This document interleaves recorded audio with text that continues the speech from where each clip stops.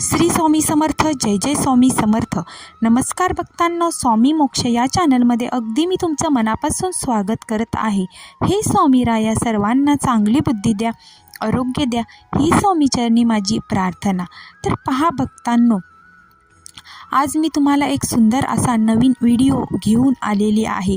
तर पहा, आईवडिलांनी आपल्या मुलासोबत कसे वागावे आणि कसे वर्तन करावे ह्याचा मी आज सुंदर असा एक व्हिडिओ घेऊन आलेली आहे. तर बघा, एक रात्री जेवताना मुलांसोबत गप्पा मारण्याची एक सवय लावा. त्याने काय होतं की आपल्या मुलांच्या मनामध्ये काय चाललेलं आहे त्याची आपल्याला जाणीव होते आणि आपल्याला पुढची विचारसरणी त्यांच्याशी गप्पा मारता येतात. बघा, 2, घरात मुलांसमोर आदळआपट करू नका. त्याचा वाईट परिणाम मुलांवर होऊ शकतो. आज जर आपण आदळआपट केली कुठल्याही वस्तूची मुलांसमोर, तर बघा, लक्ष्मीही कोपते आणि एकती मुलांनाही सवय आदळआपट करण्याची लागण्याची शक्यता असते आणि त्याचे वाईट परिणाम आपल्या मुलांवर होऊ शकतात. 3, रोज एका चांगल्या कामाची सवय लावा. त्याबद्दल मुलांसोबत बोला. आपण मुलांना सवय लावतो, चांगली लावतो, पण त्याच्या विरुद्ध आपणही कधीतरी आपल्या हातून असं वर्तन होत जातंच. दररोजचं दिवसातून एकदा तरी आपल्या हातून चूक होते न होते. बघा, म्हणून आपण स्वतः आधी चांगली कामाची सवय लावा, तेव्हा मुलं आपलं अनुकरण करतात. 4, मुलांना घालून पाडून बोलू नका, अन्यथा मुले सन्मान ठेवणार नाहीत. मोठ्या माणसांचा मान सन्मान ठेवणार नाहीत. मुलांना सतत घालून पाडून बोलायचं नाही. कसं आहे, मुलांना जर सतत आपण असे चिडचिड करत राहिलो त्यांच्यासोबत, तर मग त्यांचा स्वभावही तसाच होतो आणि आपलाही तसाच राहतो स्वभाव. आणि बघा कसं होते, मग मुलांना ती एक सवय लागून जाते की आपण घालून पाडूनच बोलतो. म्हणजे पप्पा आपले तसेच बोलतात, आपले आजी आजोबा आपल्याला तसेच बोलतात, आपली मम्मी तशीच आपल्याला बोलते.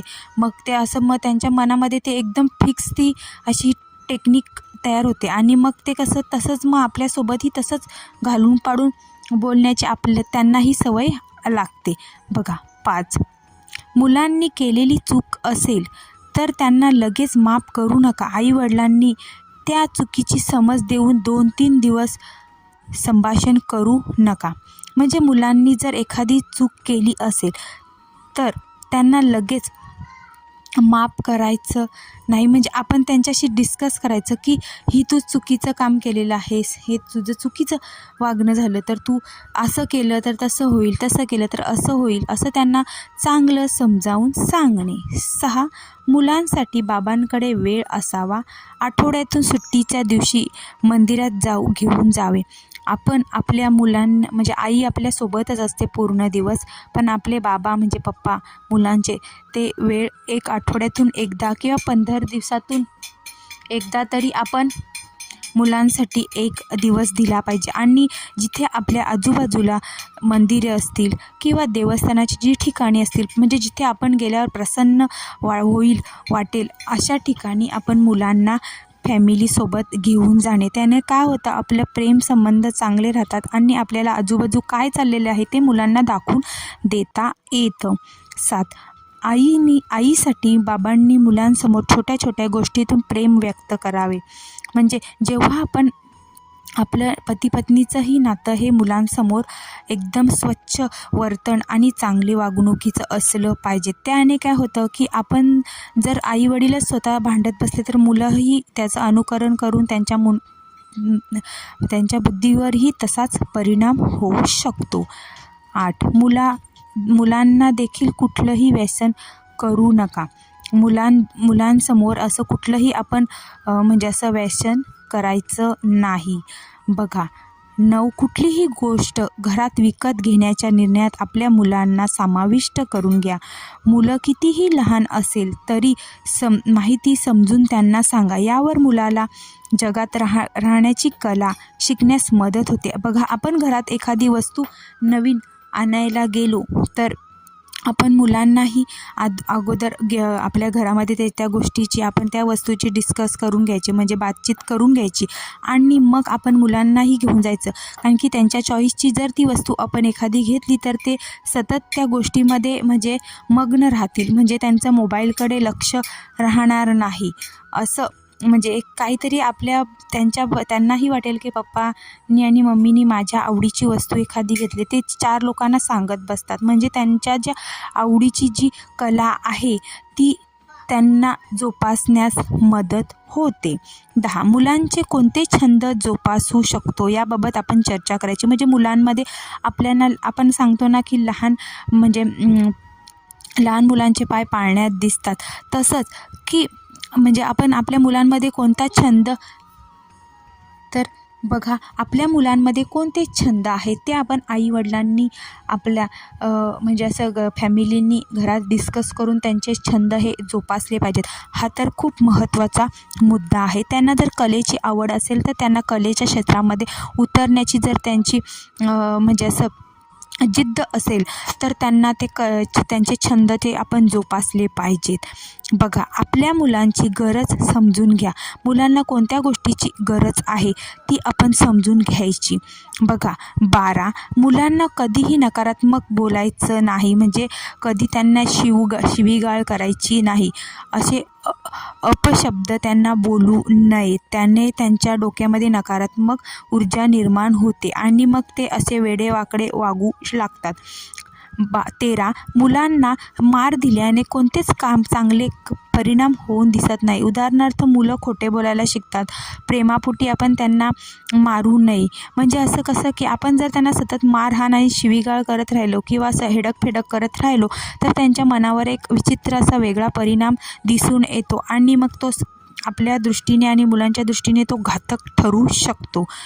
14 तू जर असं केलंस तर मी सोडून जाईन, तुला एकटं सोडून जाईन, असे मुलांशी कधीही बोलू नये. बघा आपण जर एखादी मुलांनी चूक केली तर आपण त्यांना बोलतो की तुला मी सोडून जाईल, तुझे पप्पा तुला सोडून जातील, तुझे आजी आजोबा तुला सोडून जातील, असं त्यांना घालून पाडून सतत बोलू नये.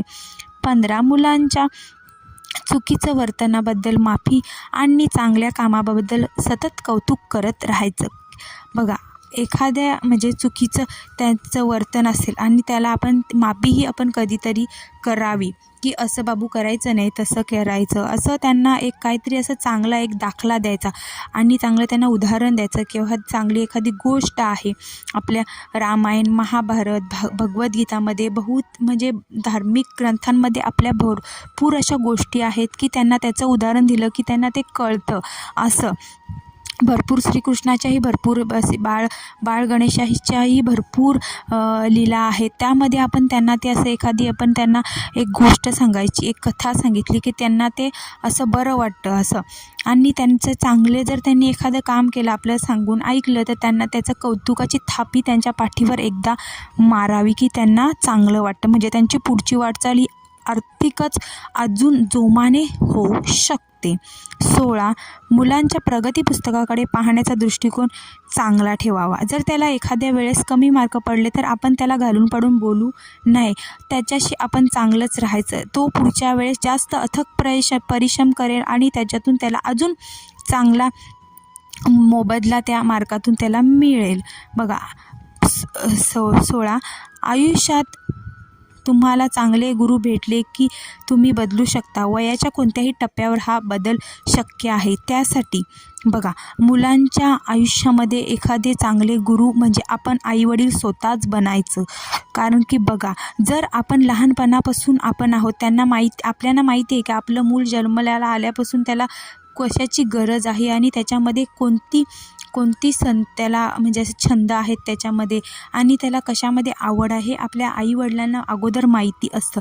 त्यामुळे आपण स्वतः त्यांचे गुरु व्हायचे आणि त्यांच्या वयाच्या टर्निंग पॉईंटवर चांगल्या टप्प्यांवर आपण त्यांना काय असं केलं तर तसं होतं, तसं केलं तर तसं होईल, असं त्यांना म्हणजे असं त्यांना एक आपण मार्गदर्शन आपण करत राहायचं आणि चांगले उदाहरण देत राहायचे की मी त्यांना एक असं म्हणजे उत्तेजन मिळण्यासारखं एक त्यांना उमेद मिळते जगण्याची.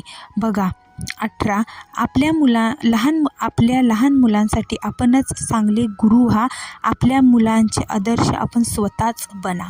बघा, आपल्या मुलांचे आदर्श आपण स्वतःच बनायचे आहे. कारण की आपण दुसरे जर गुरु केले तर ते कसं आहे, त्या गुरूंना सांगण्यासाठी पूर्ण स्टोरी सांगायला लागते आणि आपण स्वतः त्यांना जन्म दिलेला आहे. त्यामुळे आपल्याला माहिती आहे की आपली मुलं कशामध्ये त्यांना रस आहे आणि त्यांना काय आवडतं नाही आवडत, आवडीनिवडी ह्या त्यांच्या आपल्याला माहिती आहेत जन्मापासून. त्यामुळे आपण त्यांना चांगले वागणूक आणि चांगलं वर्तन आणि चांगली अशी माणुसकीची भावना त्यांच्या मनामध्ये निर्माण करण्याची ही आपल्या मुलांच्या आईवडिलांवर अवलंबून असते. तर बघा, हा माझा व्हिडिओ तुम्हाला कसा वाटला तर माझ्या स्वामी मोक्ष या चॅनलमध्ये लाईक करा आणि सबस्क्राईब करायला विसरू नका. श्री स्वामी समर्थ. जय जय स्वामी समर्थ.